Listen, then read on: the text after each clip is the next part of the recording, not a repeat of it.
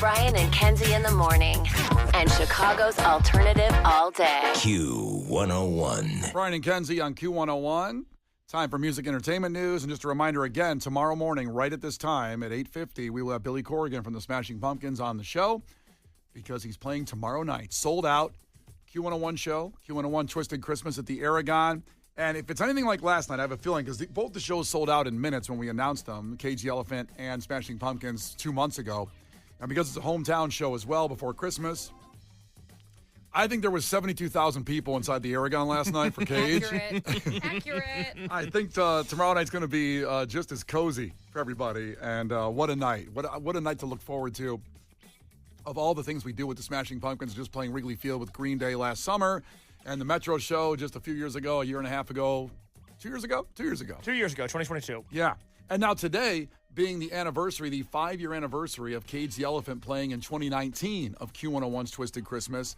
And I can't believe it's exact just 5 years ago for that incredible night. And last night, it's hard to always say, like, well, this one was better or this, but it was fantastic last night, the memories of it. And I want to read something that one of our crew members, Heather, posted on her Instagram because it's really telling. She posted a picture right up front, and I saw her in front of the barricade when me and Kenzie did the announcement bringing on Cage. So she's got a picture like Matt Schultz right up close. And she said this. She says, I've never missed a Q101 Cage Christmas gig, meaning she saw the one 5 years ago and this one they played before too. And I've always ended up close over the years, she said, because I get in there, like noon in line and get up and get by the barricade. And said that Matt said on stage, this was by far his favorite show in a while, and that the band has a very special relationship with Chicago. It also was his first time back standing on 2 feet since breaking 2 bones while on tour. Oh, my gosh. Yeah, he talked about this on stage last night where it was excruciating. He had to basically learn how to walk again. So insane. I mean, and he was all over the place, but he didn't do what this girl said. He told the doctors, told him not to do, quote, the usual jumping off S. Stop doing that. Good advice. Good advice after what happened. Yeah.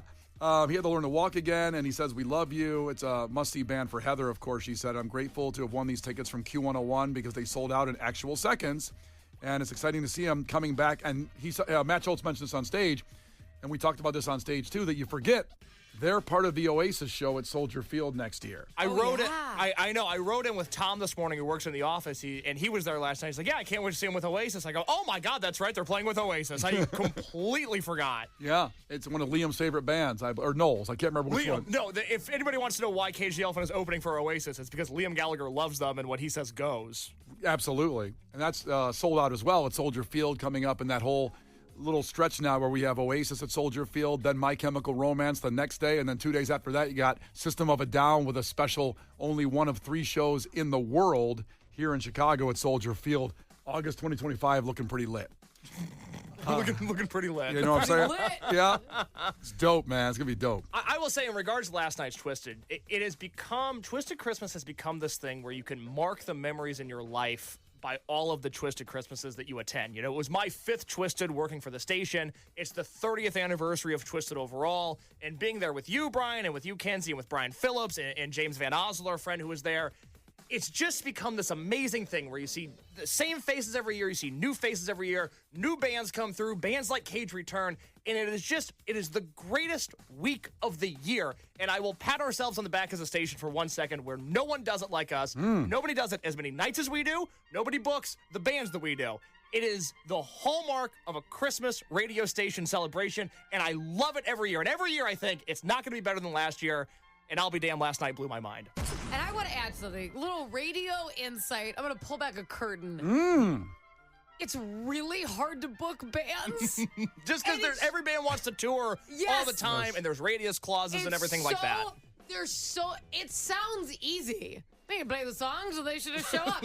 It's unbelievable how hard it is to get bands to do things. Because they're really busy doing a lot. Like there's 8,000 music festivals now and things like that, and radius clauses. There's so much to it. And before you continue, what that is, a radius clause is if a band does a show in a certain radius, they can't do another one, or they won't do another one in the same area because they just can't do that. They can't risk. They can affect ticket sales for if it's too close, like it's over a certain time period within that radius. And just like for us it's too expensive to do things. It's too expensive for bands to do things like 2 shows in one city, maybe a couple months apart. It's very difficult to put these on. A venue's going to be pissed. They're like, well, we booked them first, and your ticket sales are doing better. A lot of arguments there. So I'm glad you brought that up about that, because it's really the people that do this, not us, the people behind the scenes here at Q101 are the best in the business. And it's very challenging to do. It's something that sounds easy. Radio station, get bands. Hello. Yeah. But it's really not. So I'm always like, all right, good luck, guys. We'll see what happens.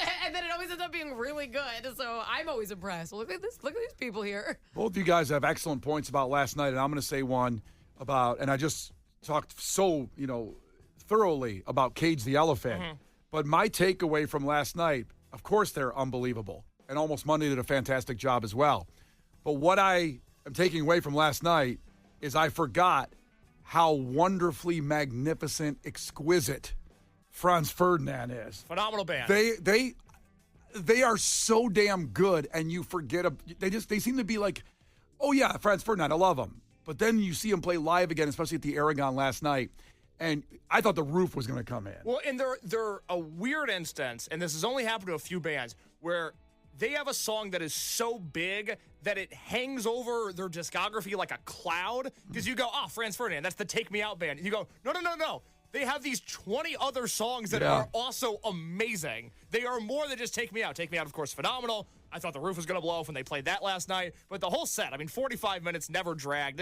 They are a professional rock and roll band in the greatest way possible. They know what they are doing. Boy, do they dress snazzy. Yeah. I love it. I love a nice outfit. You know what you're here to do, and you care, and that matters to me. I loved it. Also, I think a lot of the crowd was shocked when Alex said they're Scottish. What did you think they were? No, I knew they were. Oh, okay. But I think he's, Okay, Brian. okay. I already knew. But I bet a lot of other people are super surprised. Okay, let's not be ridiculous. I was the first one to play Take Me Out on Q101 20 years ago. I think I knew they were Scottish. You were in the studio when they recorded it. Damn right. They can't do anything without you. You're damn with right. them in Scotland. Actually, if you want to really break it down, when they were born, you were there. So you seen Braveheart, right? Okay, yeah. Okay. No, but I mean, when they said, we're from Scotland, and I saw a lot of people turn their heads in the crowd and didn't know they were Scottish. I heard somebody even say, "They're from Scotland," because you hear "Take Me Out." You don't hear a Scottish accent in that song. You don't. No. You don't have to know where everyone's born. It's fine. I would be surprised where a lot of people came from. I just think Good a lot for of you. people thought they were an American band. I really did. And to your point, Kenzie, boy, is Alex a rock star or what? Those guys, and they dress snazzy, to Kenzie's point. They dress snazzy. They do. And they did it. I love someone who understands that they're on stage, baby. Just Yeah. bring it. I'm not bringing my street clothes onto the stage. You need to know the difference, okay? Like Kenzie did in her dress last night, which was beautiful. Thank you. Yeah. Oh my God, thanks, Brian. Oh my God. Well, let's take you back to last night. Cage the Elephant. It's Brian and Kenzie on Q101. Brian and Kenzie in the morning. And Chicago's alternative all day. Q101. Brian and Kenzie on Q101. We will see you tonight at Q101's Twisted Christmas Night 2. Doors are at 6. Remember, Dexter and the Moon Rocks go on at 7. You've also got Andrew McMahon, the main, and of course, the All-American Rejects headlining. There are a couple tickets still left to go to Q101.com. Be dangerous. Last minute, spontaneous. Go get a ticket right now and join us, and you'll have a tremendous time like the people did last night. As I always say, live Moss. Live Moss, indeed. Takeaways, Case. What do you got from our listeners? John in South Carolina checked in. He listens on the Q101 app, which you can do anytime you're outside of Chicagoland or outside of your car. He said, to quote Brian, "There's holes everywhere." Well, damn right. Look around now and then. Yeah, be careful when you go to the Aragon tonight. Yeah. There might be a big hole. There's a lot of holes on. Well, actually, they repaved Lawrence. It's really nice. Oh, really? Yeah, it's really nice. But the parking lot I was in last night, they kept like, put your car in reverse because they want to go around this building, but there's a lot of potholes. And I had to really hit the gas to get over it, but then slam on my brakes so I wouldn't hit a car. And then hit the gas to get over it, and then slam on my brakes so I wouldn't hit a car. You ever see those? Kenzie has a Jeep. You ever see those Jeeps that kind of go rock climbing? Like you, That's what it looked like. It was so unbelievable. I'm like, I have to go 90 miles an hour to clear this hole. I think what we should do tonight is you, Brian, and I beat Kenzie to the Aragon. We'll grab our phone and Facebook Live Kenzie trying to park in the Aragon parking lot. They described it to me so many times what they were going to do with my car. They're like, you're gonna come in, You're going to go to the left. Yeah. Okay? Then you're going to reverse all the way around, basically 180 degrees to get around to the other side of the building. Jump through the ring of fire. I'm like, what? I said what 17 times. Like, where's it like ultimately going? Just so I can envision the end of this. Well, I would say don't drive and take public transportation, but the red line stop there looks like it's from The Walking Dead, and no one's been there for a long time. That red line stop has been closed for 3 years, and they're already behind schedule. It was supposed to be open now. Yeah. Not good. So you can get off at Wilson. Get off if you're. That's right. If you come from the south, get off at Wilson. You get off at Wilson, and then it's about a 10-minute walk to the Aragon, but it's a straight line. Or you can play Tetris with your car. You can do that too. Kenzie, what do you got for takeaways? Takeaway from Brooke. Takeaway: Brian and Kenzie are single-handedly causing global warming. That's true. So, It's true. whoops a daisy. Sorry. What do you want from me? Takeaway from 708. Finally, takeaway.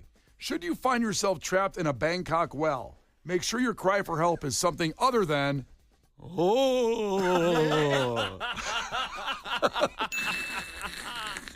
What's on the podcast then, Case? We've got new Illinois laws coming in 2025. You need to know these laws. They are going to rock your world. The cell phone lot at O'Hare will never be the same again.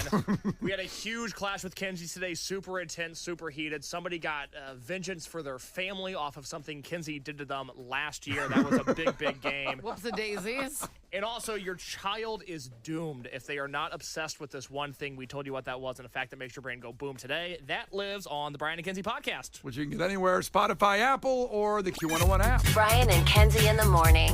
And Chicago's alternative all day. Q101.